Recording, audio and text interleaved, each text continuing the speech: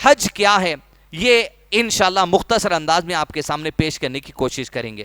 نبی صلی اللہ علیہ وسلم جس قوم کے پاس بھیجے گئے وہ قوم ابراہیم علیہ السلام اور اسماعیل علیہ السلام کی شریعت پر چلتی تھی۔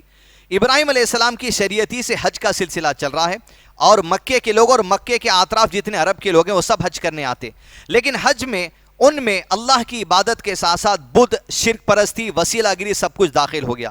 نبی صلی اللہ علیہ وسلم کی جب نبوت کا اعلان ہوا تو آپ صلی اللہ علیہ وسلم 13 سال مکے میں رہے، اور اس کے بعد مدینہ ہجرت کرنا پڑا آپ کو حالات کے پیش نظر اللہ کے حکم سے۔ مدینہ جانے کے بعد آپ صلی اللہ علیہ وسلم وہاں 10 سال رہے، مکمل 23 سال آپ کی نبوت کی زندگی ہے، اور 90 سال میں آپ صلی اللہ علیہ وسلم نے ابو بکر صدیق رضی اللہ عنہ کو حج کے احکامات دے کر، حج کے طور طریقے درست کر کر مدینے سے مکہ روانہ کیا، یہ بتانے کے لیے لوگوں کو حج کے طریقے بتا دو، جس میں اول چیز یہ تھی لوگ لنگے ہو کر طواف کرتے تھے، انہیں پھر یہ کہا گیا کہ احرام کی حالت میں طواف کرنا ہے، صرف رائٹ شولڈر مرد کا کھلا رہے گا، بس یہ بیسک باتیں، عورت کے لیے یہ حصہ اور ہاتھ کا حصہ یہ کھلا رہے گا، لیکن غیر محرم جب سامنے آئے گی وہ اپنے چہرے پر ڈھانپ لے گی۔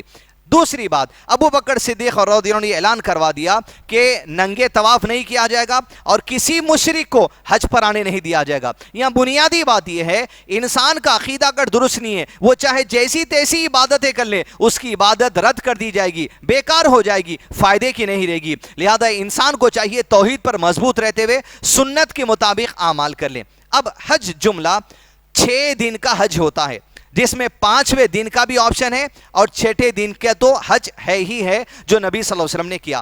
حج کا آغاز ہوتا ہے ذی الحج کے مہینے کی 8 تاریخ کو۔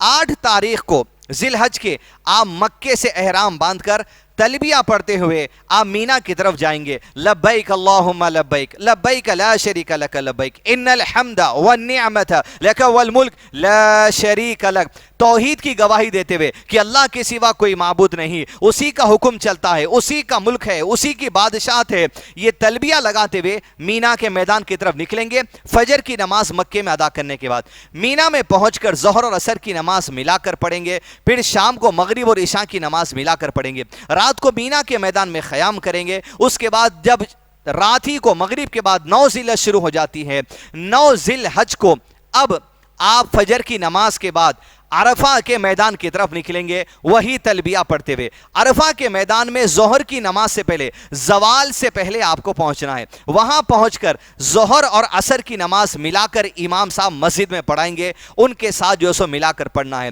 اس کے ساتھ ہی پہلے خطبہ دیا جائے گا اور اس کے بعد ظہر اور عصر کی نماز پڑھائی جائے گی۔ ظہر کی 2 رکعت پڑھیں گے، سلام پھیریں گے، پھر اٹھیں گے، عصر کی 2 رکعت پڑھیں گے، اور اس کے بعد پھر آپ جو سو اپنے کیمپ میں چلے جائیں گے۔ عرفہ یہ حج کا اصل ہے۔ عرفہ کے دن اللہ عز و جل تمام حاجیوں کے لیے مغفرت کے جو فیصلے نازل کرتے ہیں، شیطان کو جب اس بات کا علم ہوتا ہے تو شیطان مایوس ہو جاتے ہیں اللہ تعالیٰ کے اس فیصلے کو دیکھ کر۔ عرفہ کا دن، جس دن دنیا کے تمام مسلمانوں کو جو حج کو نہیں جاتے انہیں روزہ رکھنے کی تعلیم دی گئی، تاکہ گزشتہ سال اور آنے والے سال میں جو صغیرہ گناہ ہوئے ہیں ان صغیرہ گناہوں کی معافی کے لیے یہ ایک دن کا روزہ کفارہ بن جاتا ہے۔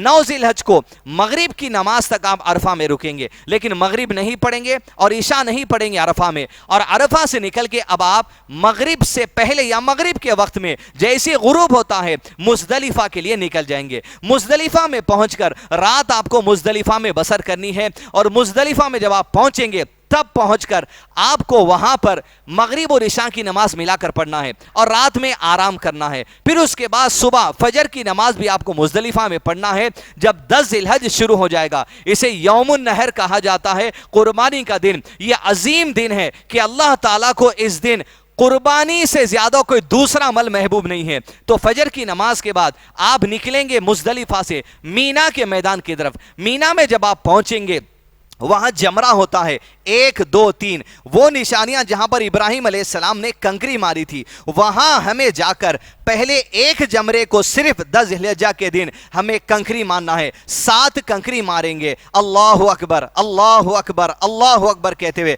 ہر کنکری مارتے وقت میں اللہ اکبر کہنا ہے۔ یہ تصور نہیں ہونا چاہیے کہ وہ پلڑ شیطان ہے، بلکہ وہ عمل ایسا ہے جس عمل سے شیطان کو चिढ़ होती है, शैतान को तकलीफ होती है। वैसे नबी सल्लल्लाहु अलैहि वसल्लम ने इरशाद फरमा, जब तशहुद पढ़ो तो तशहुद में उंगली की हरकत दो। ये उंगली की हरकत शैतान पर लोहे की मार से भी ज्यादा सख्त है।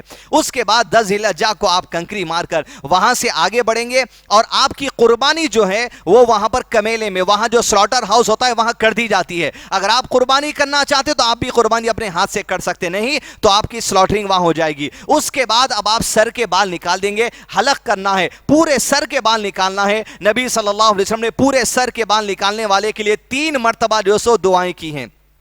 हो सकता है आपकी कुर्बानी पहले हो जाए, बाल आपने पहले निकाल लिए, ये आगे पीछे हो सकता है, इसकी गुंजाइश उलमाए किराम ने दी है। फिर उसके बाद आप निकल कर बाल निकाल लेंगे और एहराम खोलकर सादे कपड़े पहन लेंगे और आप जाएंगे मक्का को, हरम काबतुल्लाह के पास तवाफ इफादा करने के लिए। वहां पर जब आप पहुंचेंगे तवाफ करने के लिए, सादे कपड़ों में आप जो सो तवाफ करेंगे 7 चक्कर। उसके बाद आप सही को जाएंगे, वहां सही के 7 चक्कर लगाएंगे। फिर ऐसे 7 चक्कर हो गए, उसी रात को आप निकलकर वापस मीना के दिन मीना आपको आ जाना है। ये आप 10 ज़िलहिज्जा को भी आ सकते हैं, या शाम मगरिब हो गए तो 11 ज़िलहिज्जा भी शुरू हो जाती है। तो जैसे तकमील हुआ आप फौरी जो सो आ जाएंगे, कहां पर? मीना के मैदान में। अब हज के अहम अरकान जो थे कंप्लीट हो गए।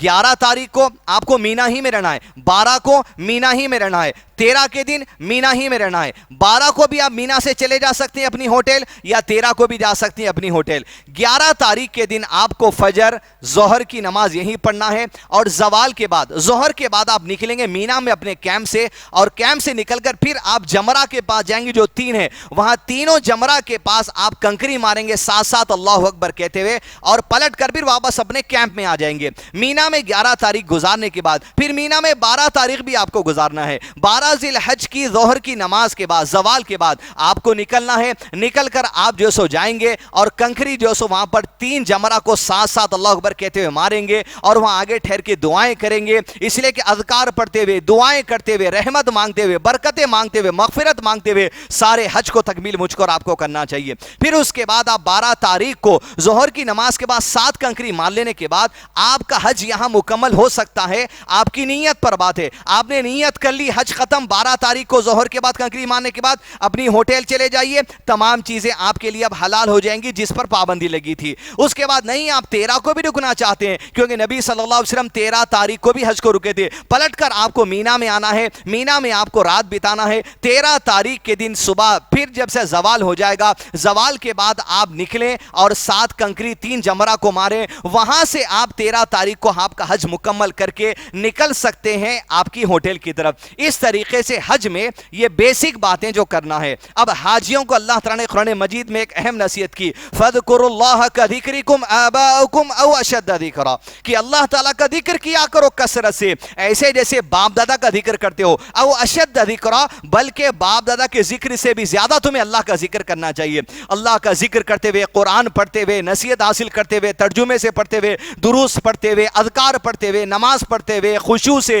रोते हुए, रहमतें, बरकतें, खैर, हिदायत मांगते हुए हमें जो सो अजीम काम जो सो करना चाहिए। ये इस्लाम का अहम रुकन है। ये जिस्मानी इबादत भी है, ये माली इबादत भी है। जिस किसी को अल्लाह ताला ने जो सो ताकत दी है माली एतबार से, जिंदगी में एक मरतबा उस पर हज पढ़ दे। फिर उसके बाद नबी सल्लल्लाहु अलैहि वसल्लम ने हदीस कुदसी में इरशाद फरमाया कि 5 साल में जिसके पास ताकत है, 5 साल में कम से कम एक मरतबा वो हज के लिए आ जाए। इसके लिए भी बड़ी रहमत और मगफिरत का वादा अल्लाह के नबी सल्लल्लाहु अलैहि वसल्लम के जरिए अल्लाह ताला ने हदीस कुदसी में किया है। नाज़रीन इकराम, आज साल 2021 चल रहा है। 2020 में गालिबन 10,000 लोगों को हज का मौका मिला। 2021 में अनाउंसमेंट आया है 60,000 लोगों को हज का मौका मिले। अल्लाह ताला हम तमाम को उन खुशनसीबों में भी शामिल करे जो हज की सादत अल्लाह ताला जिनको जिंदगी में अता करता है। कहीं हज करने की सादत हमें अल्लाह ताला दे और उस हज के जरिए अल्लाह ताला हमारी ईमान में इजाफा और ताजगी लेकर आए, आमीन। तो अजीज दोस्तों, लोगों को यह देखा गया है कि हज के मामले में सारी उम्र टालकर बुढ़ापे की जिंदगी में जाने की कोशिश करते हैं। उन लोगों का जिनका प्लान था 2020 में करेंगे, 2021 में करेंगे, 2022 में करेंगे, कहां गए आपके प्लानिंग्स? जिंदगी के हालात के आ सकते हैं, आप नहीं जा सकते। लॉकडाउन की जो सिचुएशन चल रही है, जाने शाने आपने प्लान किया था इस साल जाएंगे या 2020 में जाएंगे, 2019 में जाएंगे, लेकिन 2 या 3 साल से जो लॉकडाउन की सिचुएशन चल रही है, लोगों के प्लान सारे के सारे फेल हो चुके हैं। लिहाजा دیر نہیں کرنی چاہیے. اللہ تعالیٰ کو جو صحت میں عبادت کی جاتی ہے وہ محبوب ہے, اور یہ عبادت جو آپ صحت میں جوانی میں کر سکتے ہیں بڑھاپے میں لطف نہیں آ سکتا. لہذا یہ جو غلط کانسیپٹ ہے بوڑھے ہوئے تو حج کو جانا, یہ غلط کانسیپٹ ہے. جوانی کے میدان میں آپ جو سو عمر میں نکلیں, آپ کی عبادت کی تازگی الگ رہے گی, آپ کی بھاگ دوڑ کی تازگی الگ رہے گی, اور فائدہ ہی فائدہ ہوگا. یہ حج اسلام کے اہم رکن میں سے, جس نے حج کا انکار کر دیا وہ کافر ہے, یہ بات میں کسی کو شک نہیں ہونا چاہیے. جو حج سے نفرت کرتا ہے وہ بھی کافر ہے, اس میں کسی کو جو سو شک نہیں ہونا چاہیے. لہذا ناظرین کرام, بنیادی باتیں حج سے متعلق آپ کے سامنے رکھی گئی ہیں. السلام علیکم ورحمۃ اللہ وبرکاتہ.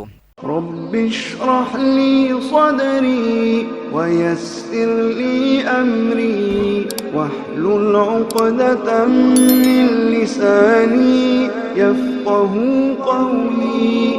رب اشرح لي صدري ويسر لي أمري واحلل عقدة من لساني يفقه قولي.